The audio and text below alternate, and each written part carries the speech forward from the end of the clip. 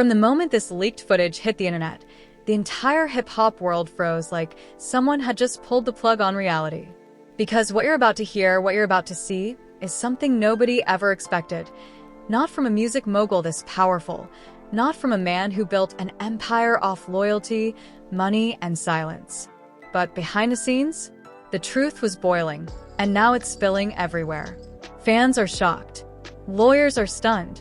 Even people inside Diddy's inner circle are whispering that this might be the biggest betrayal he's ever committed, and that's saying a lot.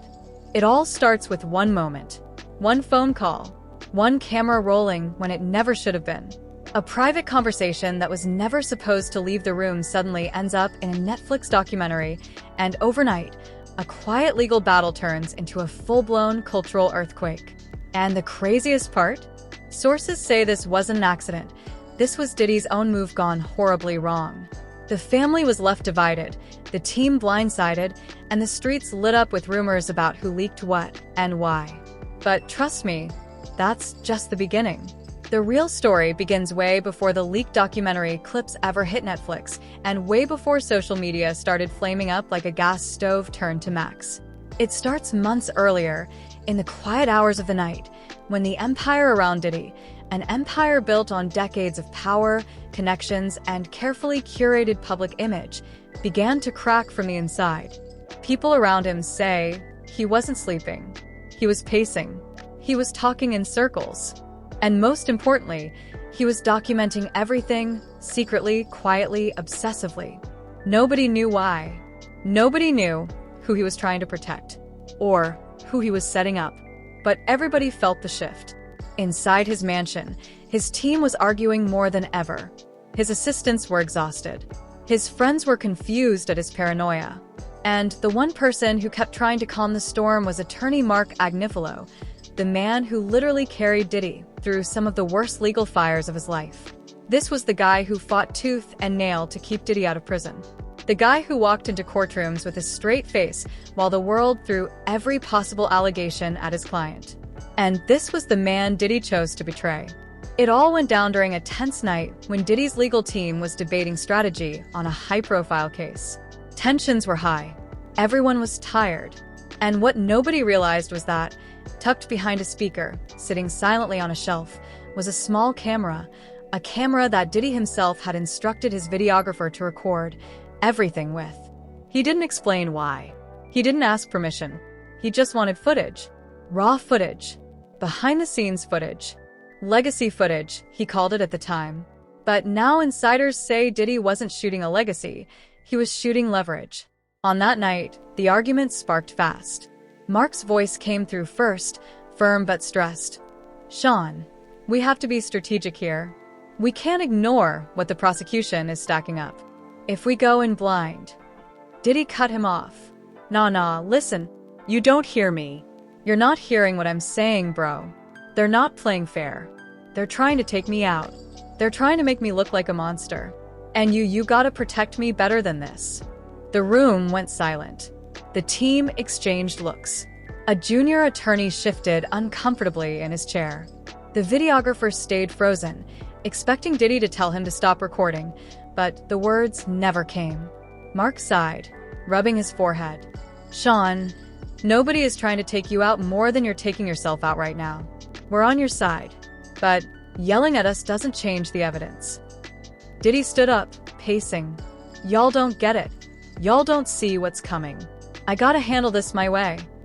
Mark tried to stand. "If you're not gonna take my advice, why hire me at all?" That was the moment Diddy exploded. "Because I need fighters, Mark. I don't need people giving up. I don't need people telling me the sky is falling. I need soldiers." The videographer later said he felt the temperature in the room drop. Mark stared at Diddy like he was looking at a stranger. For a man who built his entire career off maintaining calm in chaos, this was the first time anyone ever saw his composure crack. He whispered, "Sean, I'm trying to save you." Diddy didn't hear that sentence. Not because it wasn't loud enough, but because he didn't want to. That footage, raw, unfiltered, messy, was never supposed to see the light of day. But it stayed in the videographer's hard drive. Untouched. Archived. Until one day, long after the argument, Long after Diddy's arrest, long after the FBI raids, 50 Cent's team got their hands on a gigantic library of lost Diddy files. The street rumors say it was bought. Others say it was leaked. Some say it was revenge from someone in Diddy's circle who felt cheated, underpaid, or played. But nobody can confirm the truth. What we do know is that 50 Cent's production studio received a treasure chest of behind-the-scenes material, and the biggest gem inside was the clip of Diddy secretly recording his own lawyer. A clip that not only exposed internal chaos, but revealed a betrayal no one saw coming. When Netflix approved the documentary, the scene made it into the final cut. And when Mark Agnifilo saw it, people close to him say he went pale. His daughter, who was part of the legal defense team, was furious. A source close to them even claimed she walked out of the screening room, whispering, "How could he do this to us?" Behind closed doors, Mark supposedly said only one thing: "He never told me, not once." When the episode aired, fans went wild online. Diddy did his own lawyer dirty. One comment read, "This man recorded his defense team like they were ops." Another wrote, "Imagine winning a case for someone and they still snake you," someone else posted. The public couldn't believe it. But inside the industry, people weren't surprised. For months, rumors had spread that Diddy had become increasingly paranoid, checking his phones, switching cars, avoiding his own staff. Some assistants said he started locking doors behind himself even when walking from one room to another. One insider described it as living with someone who thinks everybody is wearing a wire. So the idea that Diddy secretly recorded people? It fit the picture perfectly. But here's the twist, the biggest twist nobody expected.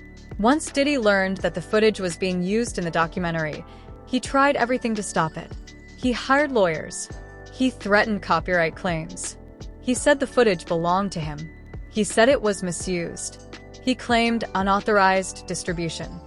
But his argument didn't hold up because legally, if there was no written agreement stating he owned the videographer's footage, then the videographer owned the entire archive by default.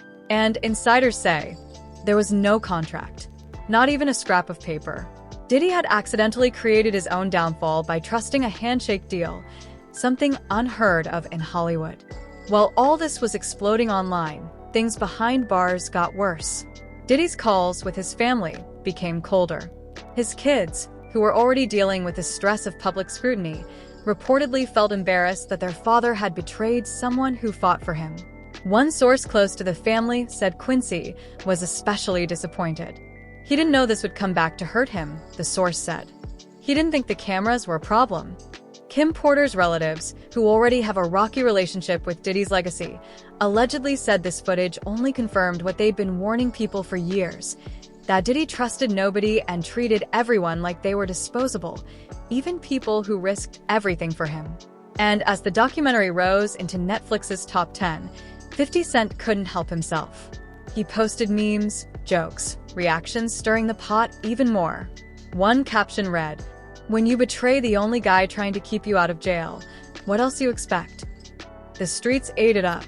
Fans laughed. Rappers commented. Even celebrities who used to hang around Diddy stayed suspiciously quiet, which only added fuel to the fire. Meanwhile, Mark Agnifilo never made a public statement. Not a single tweet. Not a single interview. But the silence spoke louder than words. People close to him said he was embarrassed, hurt, and furious. He had defended Diddy for years through accusations, scandals, and explosive headlines, only to discover that entire conversations were being filmed behind his back. This drama caused a ripple effect through the legal world. Lawyers who worked high-profile cases started warning each other. Check the room. Check the furniture. Check the walls.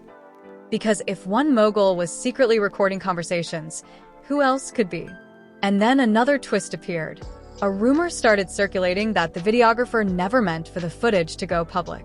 That he was sitting on it because he feared retaliation. But once Diddy went to prison, buyers suddenly became interested. Big buyers. The kind of buyers who write seven-figure checks and don't ask questions. Some think 50 Cent bought it out of pure pettiness. Others think he saw a chance to make a blockbuster. And some believe it wasn't about money at all. It was about exposing the truth of how Diddy treated the people closest to him. But the conspiracy theories didn't stop there. Online detectives began speculating that maybe someone close to Diddy intentionally fed the footage to 50 Cent to sabotage him. Maybe a former friend. Maybe a disgruntled worker. Maybe someone who felt used, underpaid, or betrayed just like Mark. Because when an empire starts collapsing, people don't stay loyal, they start talking. Inside prison, Diddy's behavior reportedly changed. One insider claimed he stopped taking calls from certain people. Another said he became paranoid whenever guards entered his cell. Someone else claimed Diddy told another inmate, "They're watching everything. I shouldn't have trusted anyone." People around him believe the leaked footage hit him harder than any headline, any lawsuit, or any accusation. Because this wasn't a stranger exposing him. It was his own decisions, his own camera, his own betrayal. The documentary footage kept circulating. The clip of him and Mark got millions of views. Lawyers, bloggers, commentators, rappers, and activists all had opinions. Some said Diddy sabotaged himself with arrogance. Others said paranoia ate him alive. And some said this was karma for the way he treated people in the industry for decades. But the biggest unanswered question, the one fans couldn't stop debating, was this. Why was Diddy recording everyone? Was he building a documentary for himself? Was he collecting dirt? Was he gathering protection? Or did he simply lose trust in everyone around him as his empire crumbled? Nobody knows. But one thing became clear. The betrayal of Mark Agnifilo wasn't an accident. It was a pattern built on secrecy, fear, desperation, and the belief that loyalty was disposable. And that pattern finally caught up with him. On camera, in court, and on Netflix for the entire world to witness. And now, after everything, the leaked footage, the hidden cameras, the broken trust, the courtroom chaos, the family tension, the Netflix explosion, and the industry-wide shock, one question still hangs over the entire hip-hop world like a cloud nobody can see through. Was this Diddy's downfall, or just another chapter in a story that refuses to end? Because even after fans watched the clip 1,000 times, even after lawyers weighed in, even after insiders whispered their secrets, nobody can say for sure what Diddy was planning. Was he trying to protect himself? Was he collecting evidence on his own team? Or was it paranoia? Pure, raw, unfiltered paranoia, taking over a man who spent decades controlling every room he walked into? Mark Agnifilo may never speak publicly about what happened, but the silence says everything. The loyalty shattered, the privilege destroyed, the trust gone forever. And even now, fans are divided. Some say Diddy betrayed the only person fighting for him. Others say he didn't even realize the consequences until it was too late. And a whole lot of people think this is karma finally coming full circle. But here's the part you need to think about. This story is nowhere near finished. More footage could leak. More insiders could talk.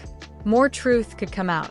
And when it does, the picture might get even darker or even more shocking. So listen, if you want every twist, every leak, every update, then you already know what to do. Make sure you hit that like button because it helps the video reach more people who need to hear this breakdown. Smash subscribe so you don't miss the next chapter in this unfolding saga. And drop a comment right now. Do you think Diddy knew exactly what he was doing? Or was this betrayal just another one of his mistakes coming back to haunt him? Your opinion matters, and trust me, this story is far from over.